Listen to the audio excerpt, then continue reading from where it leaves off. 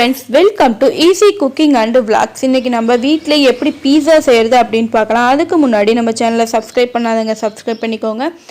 மறக்காமல் பக்கத்தில் இருக்கிற பெல் ஐக்கனை கிளிக் பண்ணிக்கோங்க. அப்போ தான் நான் போடக்கூடிய வீடியோஸ்லாம் உங்களுடைய நோட்டிஃபிகேஷனுக்கு தானே வந்து சேரும்.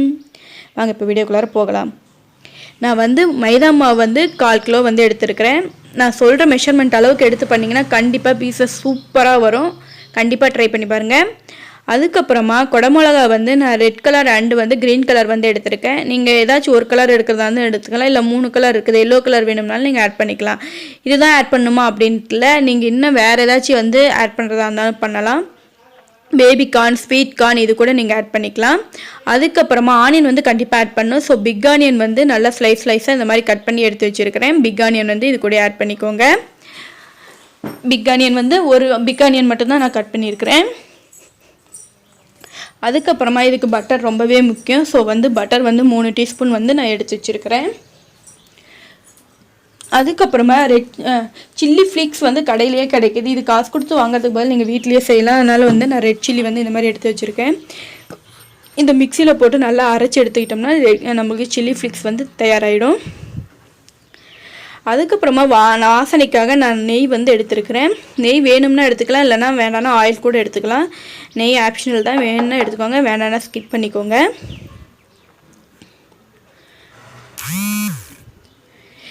அதுக்கப்புறமா நான் இதுக்கு உப்பையும் கூடயே பேக்கிங் சோடாவையும் எடுத்திருக்கேன். இந்த பேக்கிங் சோடா உங்ககிட்ட இல்லை அப்படின்னு நினச்சிங்கன்னா வீட்டில் இருக்குது பார்த்தீங்களா, மாவுக்காக வச்சுருப்போம்ல சோடாப்பு, அது கூட ஆட் பண்ணிக்கலாம்.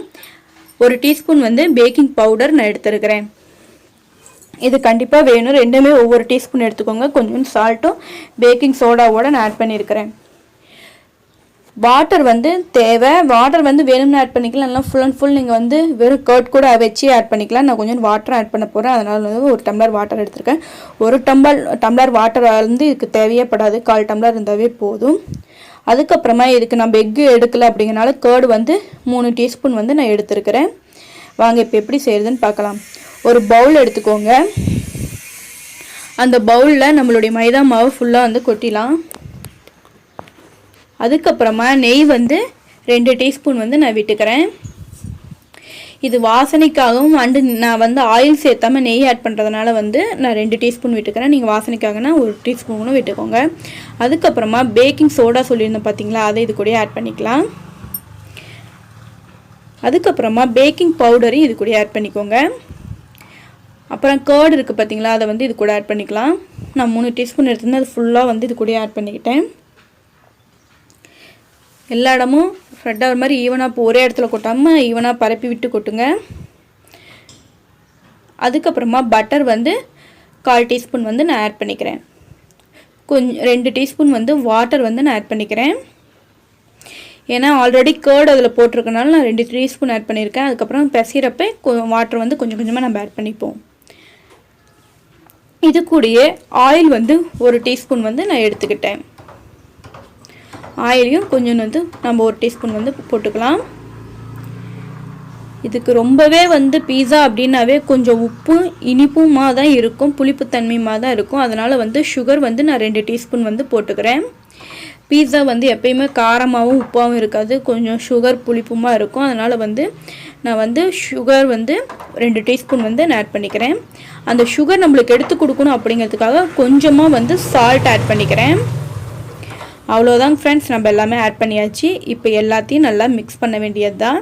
இது ஒரு சப்பாத்தி மாவு, உங்களுக்கு சொல்ல புரோட்டா மாவு பிசைகிற லெவலுக்கு நல்லா பிசைஞ்சு எடுத்துக்கோங்க. வாட்டருக்கு கொஞ்சம் கொஞ்சமாக ஆட் பண்ணிக்கோங்க, இல்லைன்னா நீங்கள் வெறும் கடையை கூட ஆட் பண்ணி கூட பண்ணலாம். எல்லாமே ரொம்ப கலோரிஸ் அதிகமாக இருக்கக்கூடிய ஃபுட்டாக நம்ம இதை இன்க்ரீடியன்ட்ஸ் போட்டிருக்கனால நான் வாட்டர் ஆட் பண்ணிக்கிறேன். உங்களுக்கு வேணும்னா வெறும் கேர்டை கூட நீங்கள் ஆட் பண்ணிக்கலாம். இப்போ ஃபுல்லாக நான் மிக்ஸ் பண்ணிவிட்டு உங்களுக்கு காட்டுறேன்.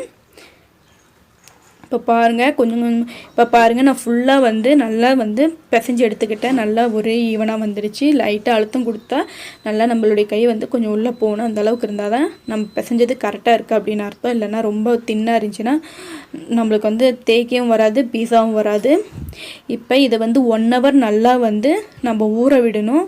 அது காயாமல் இருக்கணும் அப்படிங்கிறதுக்காக நான் கொஞ்சோண்டு ஆயில் ஆட் பண்ணி எல்லா இடமும் ஸ்ப்ரெட் ஆகிற மாதிரி நல்லா ஈவனாக ரோல் பண்ணி அந்த ஆயில் ஃபுல்லாக இடமும் ஸ்ப்ரெட் பண்ணி விட்டுக்கிறேன். இதை வந்து 1 hour வந்து நல்லா ஊற விடுங்க. எப்பயுமே வந்து நம்ம இந்த மைதானாவே எது செஞ்சாலுமே நீங்கள் வந்து ஊற வச்சு அதை செஞ்சிங்கனாவே அது ரொம்ப சாஃப்ட் ஆகிடும். ஸோ அதனால் வந்து ஊற வச்சு எப்பயுமே வந்து மைதா சம்மந்தப்பட்ட பொருள் எது செஞ்சாலுமே ஊற வச்சு செய்யுங்க. அப்போ தான் ரொம்பவே நல்லாயிருக்கும். இப்போ நான் ஒரு காட்டன் டவலால் வந்து இதை நல்லா மூடி வச்சிட்றேன். இதை வந்து நான் 1 hour கழித்து இப்போ நான் ஓப்பன் பண்ணி பார்க்கலாம் எப்படி இருக்குது அப்படின்ட்டு. இப்போ 1 hour ஆகிடுச்சு ஃப்ரெண்ட்ஸ். இப்போ ஓப்பன் பண்ணி பார்ப்போம். இப்போ பாருங்கள், முன்னேருந்து விட கொஞ்சம் வந்து மைதா மாவு வந்து கொஞ்சம் உப்பியும் வந்துருக்கு, பெருசாக இருக்குது. இப்போ அழுத்த கொடுத்தோம்னா முன்னேருந்ததை விட இன்னமும் ரொம்ப சாஃப்ட் ஆகிடுச்சு. பாருங்கள், நான் கை கொடுத்தேன்னா லைட்டாக தொட்டாவே எப்படி உள்ளே போகுதுன்ட்டு. இப்போ ஒன்ஸ் வந்து நல்லா வந்து எல்லா இடமும் ஸ்ப்ரெட் ஆகிற மாதிரி நல்லா வந்து பிசைஞ்சிக்கோங்க. அழுத்தம் இந்தளவுக்கு கொடுத்து நீங்கள் பிசைஞ்சிங்கன்னா தான் மாவு வந்து ரொம்பவே சாஃப்ட்னஸ் கொடுக்கும். அவ்வளோதான். இப்போ எப்படி செய்யுதுன்னு பார்க்கலாம். இப்போ வந்து நான் மைதா மாவு வந்து ரொம்ப பெருசாக இருக்குது. நான் வச்சுருக்கிற பிளேட்டு குட்டி தான், அதனால் வந்து நான் இதை 2ஆக டிவைட் பண்ணிக்கிறேன். நீங்கள் எந்த பிளேட்டில் செய்ய போகிறீங்களோ அந்த அளவுக்கு வந்து இல்லைன்னா நீங்கள் 2ஆக டிவைட் பண்ணி கூட இதை செஞ்சுக்கலாம். இப்போ நான் 2ஆக டிவைட் பண்ணிக்கிட்டேன். இப்போ நம்ம எப்பயும் போல் சப்பாத்தி மாவு சப்பாத்தி கட்டையால் எப்படி சப்பாத்தி தேய்க்கப்போமோ அந்த மாதிரி வந்து இதையும் தேய்ச்சி எடுத்துக்கலாம். ஆனால் ரொம்ப லேசாக வந்து இது தேய்க்கக்கூடாது. ஓரளவு வந்து மொத்தமாக தான் இது தேய்க்கணும். ரொம்ப திக்காகவும் இருக்கக்கூடாது, தின்னாகவும் இருக்கக்கூடாது. அந்த லெவல் பார்த்து தேய்ச்சிக்கோங்க. இப்போ வந்து கொஞ்சோண்டு வந்து மைதா மாவு வந்து நான் இந்த சப்பாத்தி கட்டையில் போட்டுக்கிட்டேன். அதுக்கப்புறமா நம்ம 2ஆக டிவைட் பண்ணி வச்சுருந்த அந்த தேய்ச்சி வச்சு கலக்கி வச்சுருந்த அந்த மைதா மாவை வந்து இதில் வச்சு ரோலை வந்து நல்லா வந்து நான் சுற்றி தேய்ச்சி எடுத்துக்கிறேன்.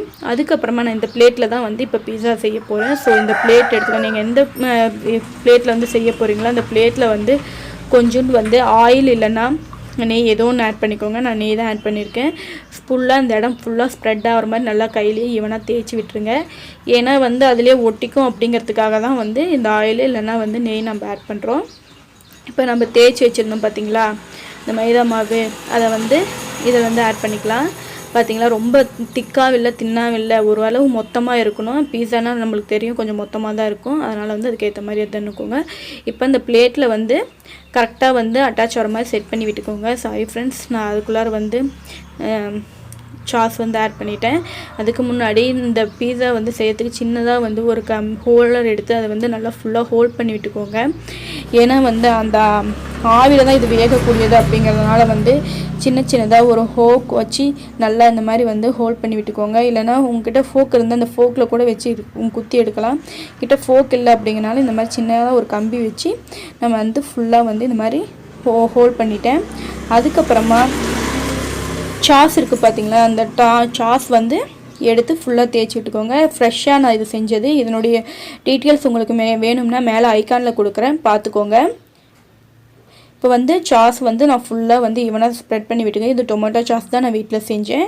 இதனுடைய லிங்க்கு மேலே ஐக்கானில் கொடுக்குறேன், கீழே டிஸ்கிரிப்ஷனில் கொடுக்குறேன், பார்த்துக்கோங்க.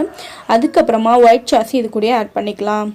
இதில் வந்து 2 சாஸ் ஆட் பண்ணோம்னா ரொம்பவே நல்லாயிருக்கும்.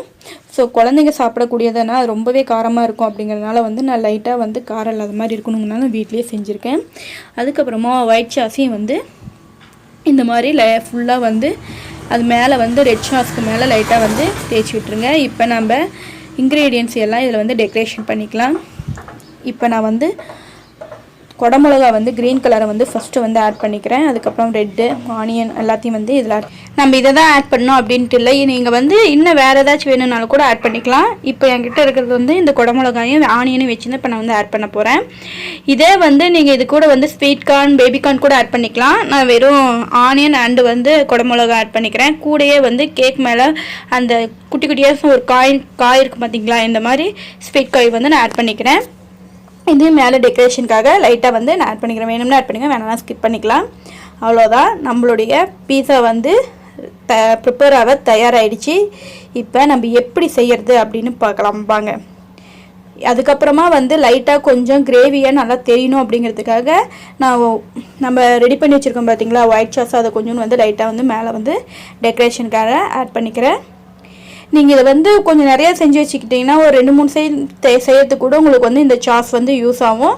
ஸோ வந்து கொஞ்சம் அதிகமாக கூட நீங்கள் செஞ்சு வச்சுக்கலாம். நான் வந்து இப்போ இந்த பீஸா கவர் அளவுக்கு மட்டும்தான் நான் வந்து இதை செஞ்சு வச்சுருக்கேன். இது கூடயே வந்து ரெட் ஃப்ளிக்ஸ் வந்து ஆட் பண்ணிக்கிறேன். இது வந்து நம்ம ரெட் சில்லி வந்து லைட்டாக மிக்சியில் போட்டு அரைச்சி எடுக்கிறது தான் ரெட் ஃப்ளிக்ஸ் அப்படிங்கிறோம். ஏன்னா இது கொஞ்சம் காரம் கொடுக்கும் அப்படிங்கிறதுனால தான் மிளகாத்தூள் போடல, அதுக்காக தான் இது. ரெட் ஃப்ளிக்ஸ் போட்டு ஆட் பண்ணிக்கோங்க. அவ்வளோதான், நம்ம பீஸா வந்து ப்ரிப்பேராக தயாராகிடுச்சு. இப்போ அடுப்பில் ஒரு கடாய் வச்சு உப்பு கல்லுப்பு வந்து போட்டுக்கோங்க. அதில் அது மேலே வந்து அது தாங்கி நிற்கிறதுக்காக மேலே ஒரு வளைய மாதிரி இருக்கிறது வந்து ஆட் பண்ணிக்கோங்க. இது இல்லை அப்படின்னா நீங்கள் பிளேட் கூட கமித்தி வச்சுக்கலாம். அடுப்பை நல்லா வந்து அந்த உப்பு நல்லா சூடாக வரைக்கும் ஹை ஃப்ளேமில் வச்சுக்கோங்க. அப்புறம் சூடான வெயிட்டு அடுப்பு லோ ஃப்ளேமில் வச்சுட்டு நம்ம ப்ரிப்பேர் பண்ணி வச்சுருந்த அந்த பீஸா வந்து அந்த வச்சுருக்கிற அந்த பாத்திரத்து மேலே படாமல், பிளேட் படாமல் கரெக்டாக வந்து வச்சுக்கோங்க. இது ஒரு 20 மினிட்ஸ் வந்து நல்லா வந்து லோ ஃப்ளேமில் நல்லா வந்து வேகட்டும். இது நம்ம மூடி வச்சிடலாம். இது வந்து 20 மினிட்ஸ் வேகணும் ஃப்ரெண்ட்ஸ். அதுவும் வந்து லோ ஃப்ளேமில் தான் இருக்கணும், அப்போ தான் பீஸா நல்லாயிருக்கும். இது ஒரு 5 மினிட்ஸ் கழித்து ஆயில் கொஞ்சம் விட்டு எடுத்துக்கோங்க. அவ்வளோதான். இப்போ பாருங்கள், நம்ம பீஸா வந்து தயாராகிடுச்சு. எவ்வளோ சூப்பராக செம்மையாக இருக்குன்ட்டு பாருங்கள். இதுக்கு வந்து நம்ம அது இதுன்ட்டு எதுவுமே போடல, வீட்டில் இருக்கிற இன்க்ரீடியன்ட் வச்சு மட்டும்தான் இந்த பீஸா நம்ம தயார் பண்ணியிருக்கிறோம். இப்போ பாருங்கள் நான் எடுத்த எப்படி அழகாக வருதுன்ட்டு. இந்த பீஸாலாம் வந்து இப்போ நம்ம கடையில் வாங்கினோம்னா ஒரு சிலருக்கு வந்து செட் ஆகாமல் இருக்கும், வயிற்றால போகும். இதெல்லாம் வீட்டில் நம்ம செய்கிறப்ப வந்து குழந்தைங்களுக்கு ரொம்ப வந்து பிடிச்சிருக்கும், டிஃப்ரெண்ட்டாகவும் இருக்கும், நாமளும் வீட்டில் சாப்பிட்ட மாதிரி இருக்கும். அது சூடாகனால வேற ஒரு பிளேட்டில் மாற்றிக்கிட்டேன். இப்போ பாருங்கள், பீஸா வந்து செம்மையாக தயாராகிடுச்சு, நல்லா வெந்து இருக்குது. எப்படி கடைகளில் கிடைக்குமோ அதே மாதிரி பீஸா வந்து நம்மளுக்கு கிடச்சிருக்கு. இது நம்ம கோதுமை மாவுலையும் செய்யலாம். அது வந்து வேணும்னா சொல்லுங்கள், நான் அதையும் செஞ்சு காட்டுறேன். இப்போ பாருங்கள், நான் கட் பண்ணி காட்டுறேன் உங்களுக்கு. எவ்வளோ செமையாக இருக்குது பார்த்தீங்களா பீஸா. பார்க்கவே அப்படி இப்பயே சாப்பிடணும் போல் இருக்குது, அந்தளவுக்கு இருக்குது. பேக் சைடும் பாருங்கள், கொஞ்சம் கூட கருவில். நான் திருப்பினப்போ பின்னால் அதுவும் கீழே விழுவே இல்லை. பாருங்கள் எவ்வளோ அழகாக இருக்குது, கொஞ்சம் கூட பிளாக் ஆகலை, கருவும் இல்லை, நல்லா இருக்குது. நீங்களும் கண்டிப்பாக ட்ரை பண்ணி பாருங்கள். நம்மளுடைய சேனல் வந்து இன்ஸ்டாகிராம் பேஜில் இருக்குது, ஃபாலோ பண்ணுறவங்க பண்ணிக்கோங்க. மேலே ஐக்கானில் கொடுக்குறேன், கீழே வந்து டெஃபினேஷன் பாக்ஸ்லாம் கொடுக்குறேன், பார்த்துக்கோங்க. அவ்வளோதான். நம்மளுடைய சேனல் பிடிச்சிருந்தா சப்ஸ்கிரைப் பண்ணிக்கோங்க, மறக்காமல் பெல் ஐக்கானை கிளிக் பண்ணிக்கோங்க. அப்போ தான் நான் போடக்கூடிய வீடியோஸில் உங்களுடைய நோட்டிஃபிகேஷனுக்கு வந்து சேரும். தேங்க்யூ.